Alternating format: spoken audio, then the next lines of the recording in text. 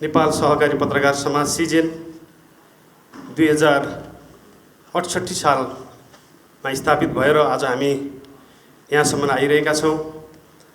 आज यो समाजमा 100 भन्दा बढी सदस्य साथीहरू हामी मेम्बर छौँ।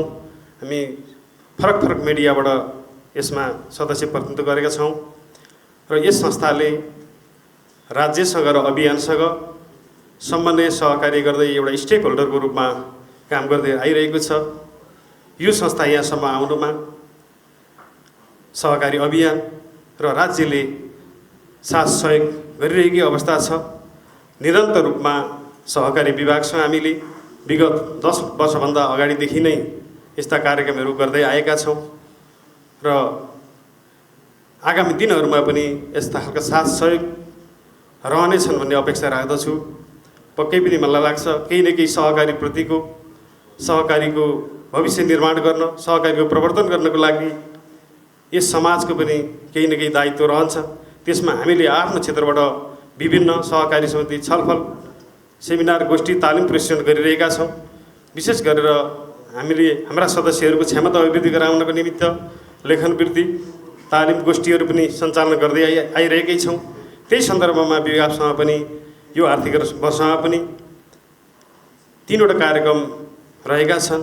एउटा यो बहुनियमित निकायका कारण सहकारी क्षेत्रमा देखिएको अनियमितता र समाधानको उपाय विषयक र अर्को तुरुन्तै हामी केही दिन पछाडि नै हामी फेरि यो सहकारी क्षेत्रलाई उत्पादनमा जानका लागि कुन कुन कानुनहरूले बाधा पारिरहेको छ भन्ने विषयमा पनि हाम्रो अर्को कार्यक्रम रहेको छ र अर्को चाहिँ सहकारी क्षेत्रले गरेका असल अभ्यासहरूको विषयमा 20 जना पत्रकार साथीहरूलाई, हाम्रा सदस्य साथीहरूलाई लेखन वृद्धिको कार्यक्रम पनि रहेको छ।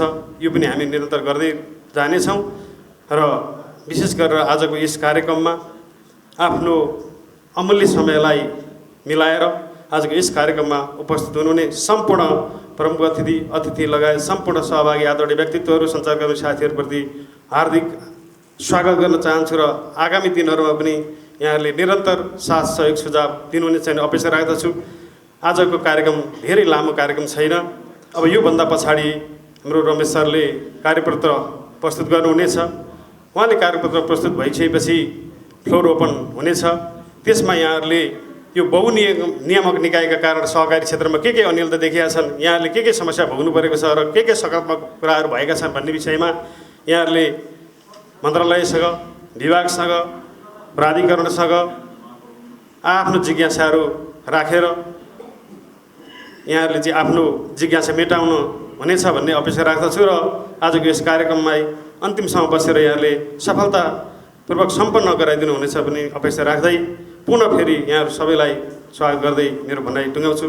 धन्यवाद, नमस्कार।